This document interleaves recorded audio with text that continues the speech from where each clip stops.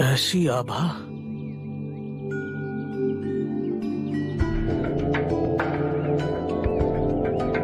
ना पेज, ये गरिमा, ये निर्भीकता, जैसे वन में हिरन चल रहा है। आइए मुनिवर, वृक्ष के नीचे विश्राम कीजिए।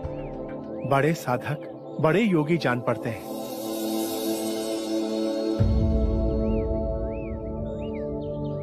सिद्धार्थ, तुम?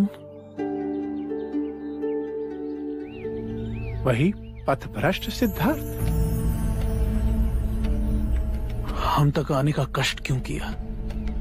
मैंने मुक्ति का मार्ग खोज लिया है। अब परम आनंद के द्वार खुल गए। अब ये निधि सबकी है।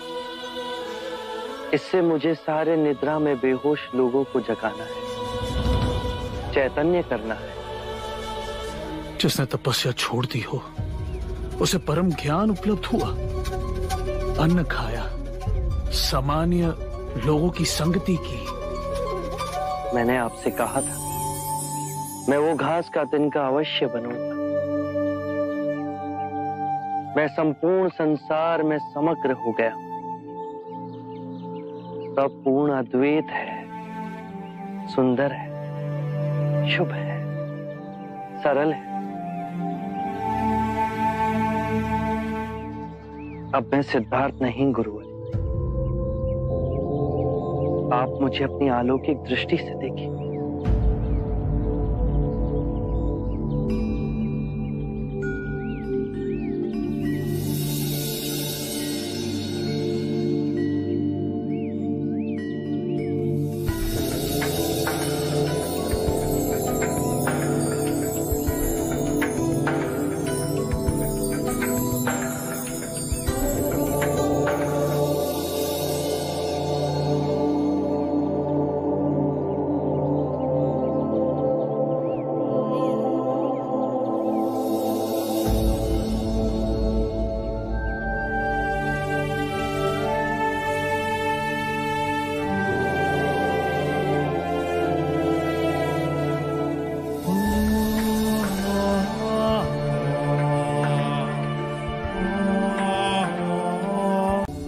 अरे, आप यहाँ हैं?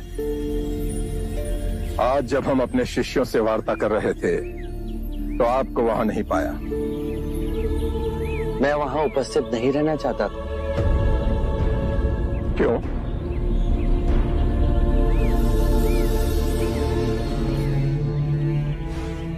आप अपने शिष्यों को संबोधित कर रहे थे।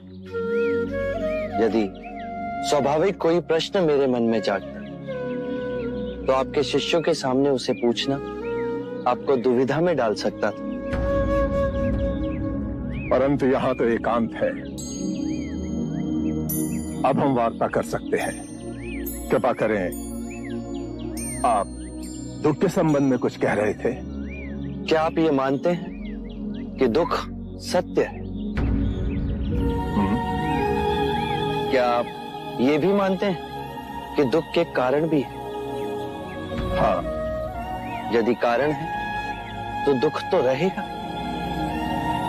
और यदि कारण ही समाप्त हो जाए तो दुख भी लुप्त हो जाएगा। जैसे सूर्य के प्रकाश से अंधेरा। आप सुनी सुनाई बातें नहीं कहते, अपने गहन अनुभव के आधार पर कहते हैं। आप धर्म और सिद्धांत की नहीं, देखी हुई बातें कहते हैं। आपने कहा कि मुक्ति का मार्ग है अपने विवेक को जगाना और गूढ़ ध्यान में लिप्त हो जाना, जिससे मनुष्य स्वयं को और इस संसार को भली भांति समझ सकता है। परंतु एक प्रश्न है, ये जो सारी विधियां हैं, रीतियां हैं, पूजा पाठ हैं, क्या ये सब व्यर्थ है?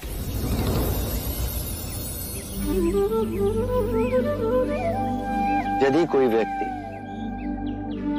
इस नदी के दूसरे किनारे पर जाना चाहे तो वो क्या करे?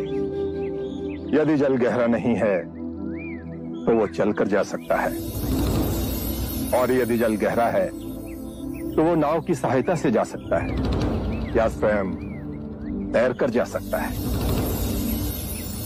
यदि वो चलना ना चाहे और ना ही तैरने को तैयार हो और ना ही नाव ले जाने को तैयार हो, और वो कहे कि मैं प्रार्थना करता हूं इस नदी का दूसरा किनारा स्वयं चलकर मेरे पास आ जाए, तब तो ऐसे व्यक्ति को मूर्ख कहेंगे, महामूर्ख। इसी प्रकार यदि व्यक्ति अज्ञान और भ्रांति को अपने विवेक से मिटाएगा नहीं, तो परम आनंद और मुक्ति के दूसरे छोर पे कैसे पहुंच पाएगा? चाहे वो पूजा करे या अनुष्ठान या व्रत करे या किसी नीति पर चले, वो इस किनारे ही रहेगा। हमने सारे शास्त्रों को पढ़ा, उन पर व्याख्या की, परंतु जीवन के इतने जटिल सत्य को इतनी सरलता से किसी ने नहीं समझाया, किसी ने नहीं समझाया। आप इस भटकती मानवता को परम ज्ञान का मार्ग दिखाएंगे। आप करुणा के सागर हो। हे बुद्ध, आप हमें अपना अनुयायी स्वीकार करें। शरणं गच्छामि।